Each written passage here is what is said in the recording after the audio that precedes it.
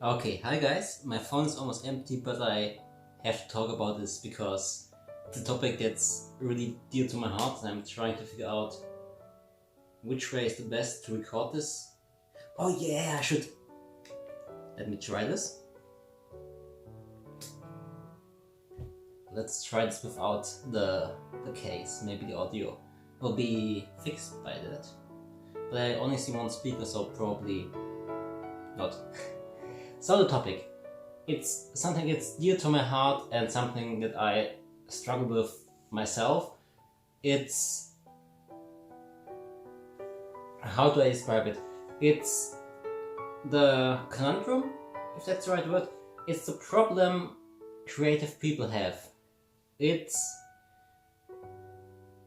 the urge to be creative, like a tree that is bearing fruit, to steal that metaphor from not Terence McKenna, from John Peterson. You have that strong urge to... it's the essence of your life to be creative. And of course, you are living in a materialistic society, so you have to monetize it to get resources back. But to monetize something creative is extremely hard, although its value within society is extremely high. But you have this Pareto. I don't know how to pronounce it. Pareto is the 80-20 rule. So you have this distribution where a few people are extremely successful and a few people are not. And the problem is, every creative person is still creative and has to struggle with... how do I call it? Has to struggle with your whole being trying to be that. And if you're not creative, you're literally dying. You're kind of trapped inside these circumstances. So you have to do it. If you don't do it, you get depressed and you feel like shit and you just mentally die. But you have to... how do I say it? Where was I going? So we have this problem of creative people being trapped, and of course within a society that sells on fear, because that's how our economy generates money. You are afraid, and to not supply, to feel better, you buy something, for instance. And this societal process of... I think a good name would be societal paranoia. This societal paranoia also influences the artistic person, which itself is trapped in these circumstances, and then this in these impossible odds to do what they feel they are made to do. And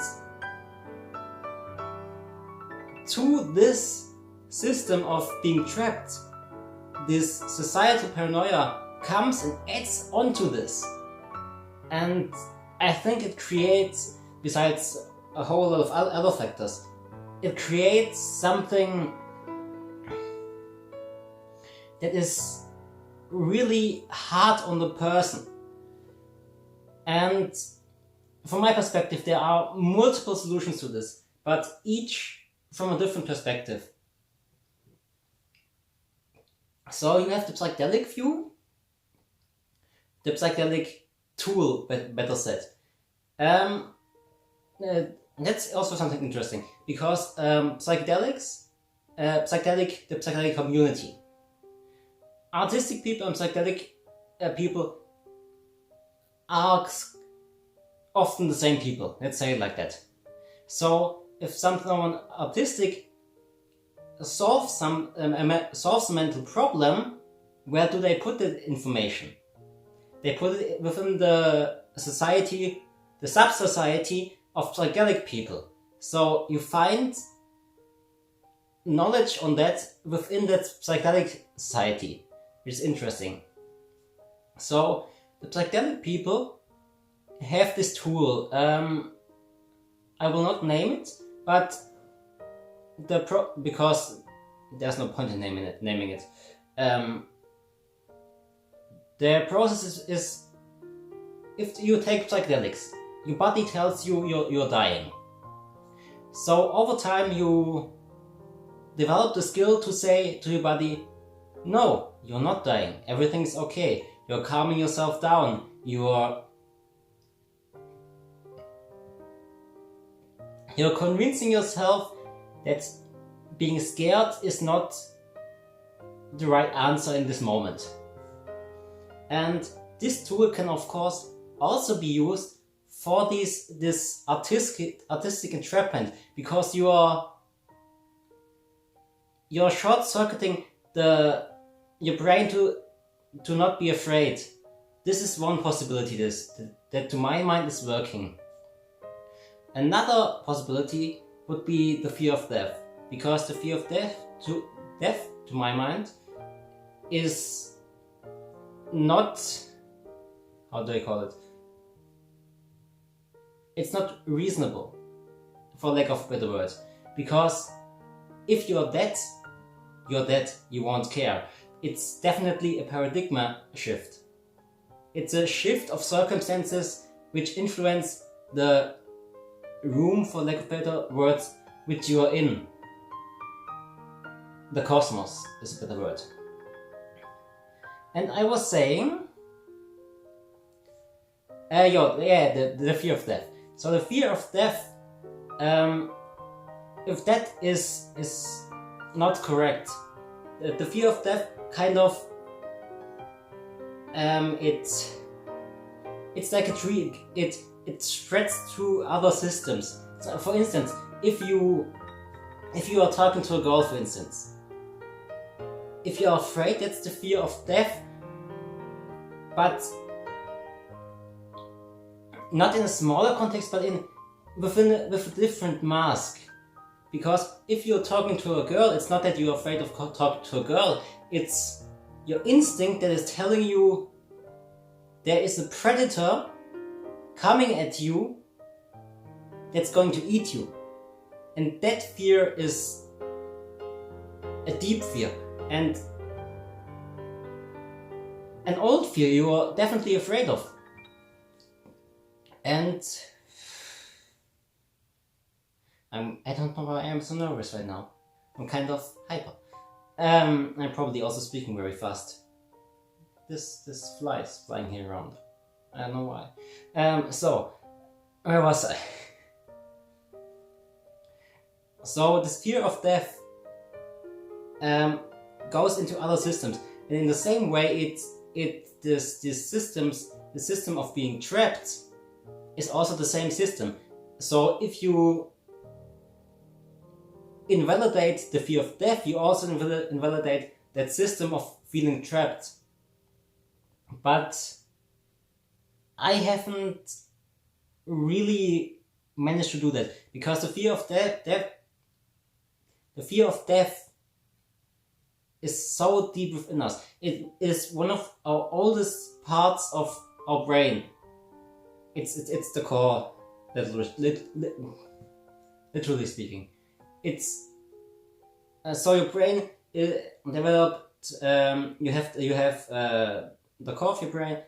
You have the basic functions of your brain, which have another layer, and the basic things are the earliest, and the next one, which developed later, then the next one which developed even later, and so on. And I don't remember where I was going with that. But that was the second possibility of how you could go around / short circuit that hello, fly, go away please. That fear of being trapped. Another way would be, of course, succeeding. Succeeding in your artistic pursuit. But still, if you succeed, your mind probably does not realize you're succeeding, because you probably set yourself an infinite goal which you can never reach. Which is probably, for the most part, the societal paranoia. But only partly, but mostly. So, even if you have the success, which success is sufficient? If we go for economics, it's probably, what was it, 50,000 per year? Or per month? 5,000? I don't know. There was a number where your wealth does not... How's the word? does not... it does not make your happiness grow anymore. So that is a possible point where I think it was like 4,000 per month, if I remember correctly. That is a possible goal, but if you still have that societal paranoia, you still have the same problem. So you have to succeed and be in the right mindset. Which is another point. You could, of course, as an option, use a frame of viewing the world that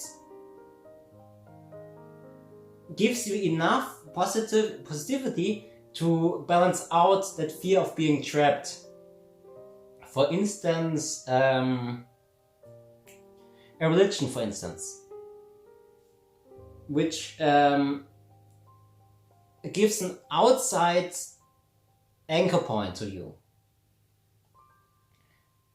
Yes, and I wanted to say something else, which I also forgot, but what else?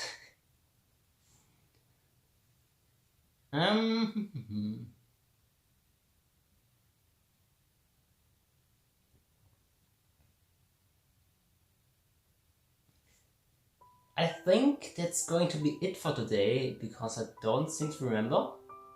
I hope the audio is getting better. So